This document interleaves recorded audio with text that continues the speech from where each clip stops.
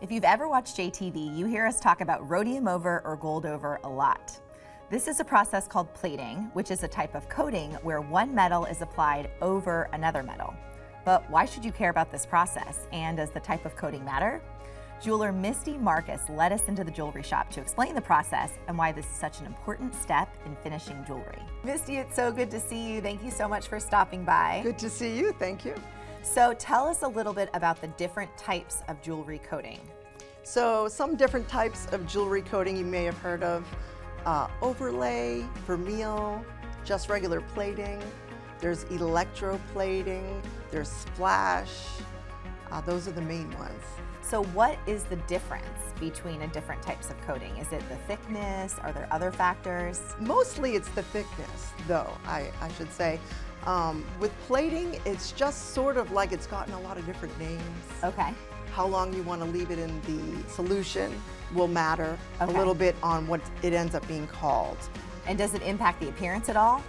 Not that anyone would ever notice as far as looking at it. It may impact its wear, though. That makes sense. Yeah. So what is the most common type of plating that's used here at JTV and otherwise? Electroplating. We call it flash in the industry behind the scenes because it's a little bit of a faster process. It's not left in the solution for a long time because we're doing so many pieces. Okay, and that's what I think on air we would call rhodium over or gold over. Exactly. Why is plating jewelry important? It sort of protects whatever's underneath it. So for example, with sterling silver, it changes when it hits the air. You've probably seen sterling silver will oxidize quite easily or tarnish quite easily. So if we put a rhodium plating on top, for example, it just extends the life of the piece of jewelry for longer, keeping it very new looking.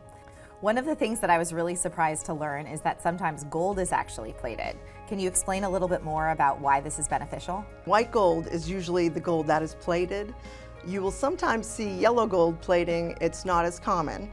So a lot of times the natural color of white gold is actually yellow tinged. Oh. So a lot of people don't know that when they buy white gold, it's rhodium plated and it looks very white and bright and it's very beautiful. But that has been plated with rhodium and it just enhances the stones, makes the stones really pop. It's a vibrant white and looks much better than the natural state of white gold. So it's much more for appearance again versus the anti-tarnish effect that it might be used for in sterling silver. Exactly. Okay. And I hear you say rhodium a lot. Yes. I think a lot of us, or some people might not be familiar with rhodium. It's part of the platinum family. I think more people are familiar with platinum. Why is rhodium used more than, let's say, platinum for plating? It's the highest quality. Okay. And it's the brightest white. It is just top of the line. That's what we use here at JTV. And it gives it that nice, very vivid. Vibrant color. Vivid, that's the word. Vivid, gorgeous against white stones. It really enhances diamonds especially. Oh, nice. Yeah. So I'm so excited to see all the different steps that we go through because I think when we hear rhodium over on air, you think, oh, it's just, I don't know, put it in a little rhodium and we're done, but there's actually a lot of steps to go through. Can you walk us through each of the steps that we're seeing on the screen that you go through to rhodium plate a piece? Sure. First we have to sand and buff out the piece of jewelry, a ring for example. We do a lot of rings here at JTV, of course. So we have to buff out the piece on a buffing wheel and get it very, very, very shiny. So no fingerprints, no scratches. Then we put it in an ultrasonic cleaner, which is a vibrational cleaner. Okay. Kind of buzzes and vibrates out all of the debris that we just kind of put in there using the polishing compound. After that, we steam clean it with a very high pressure steam cleaner. When you go to a jewelry store, you hear, shh.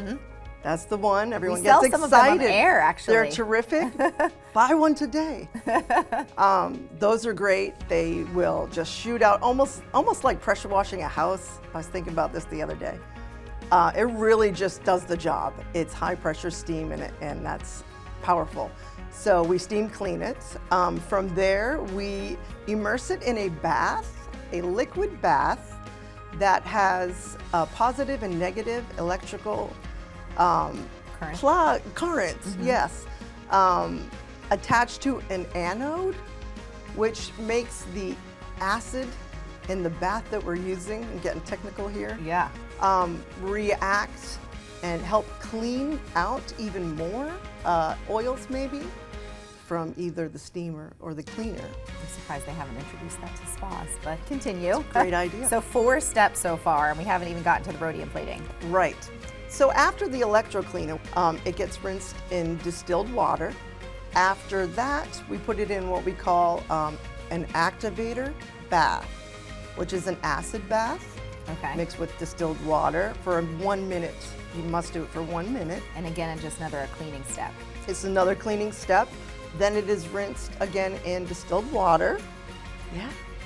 And from there, it goes into the rhodium finally, which is also an electrical current going Infusing through. that. Exactly, and that helps adhere the rhodium to the piece. Wow, so that's a lot of steps. How long does Yeah. the end-to-end process typically take per piece? It probably takes about 10 minutes per ring. You And can you do sell them in them. batches, of course, but yeah, that's about right, I would 10 say. minutes per ring, that's a long Sure. time to go through just for one We work one hard. individual step in the jewelry process. Yeah. So I know for some It's worth pieces- it, though. It is very worth it. So I know for some pieces we're not able to put a plating or a coating on it. So what would be your recommendation as a jeweler for how to care for those pieces for like your silver, your gold, or your copper?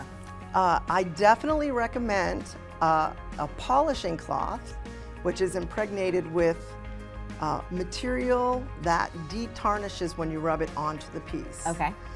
I have about 5 in my bench, in my workbench. And you can use it across each of those metals? Yes. Okay. It is universal. You do not want to use a polishing cloth. This is a tip. You do not want to use a polishing cloth if it is yellow gold plated over sterling silver because it can rub that right off. Got it. Oh, that's good to know. So that's something a lot of people actually don't think about, and it can rub it off. So it's best to use it with, like you said, the precious metals, copper, silver, and or brass. Okay. Well, I learned a lot in the process. Thank you so much for joining us. All right, thanks for having me. And thank you to each of you who were tuned in. I hope you enjoyed this episode. Don't forget to check out our other In the Know episodes on my Facebook page, and we'll see you again soon.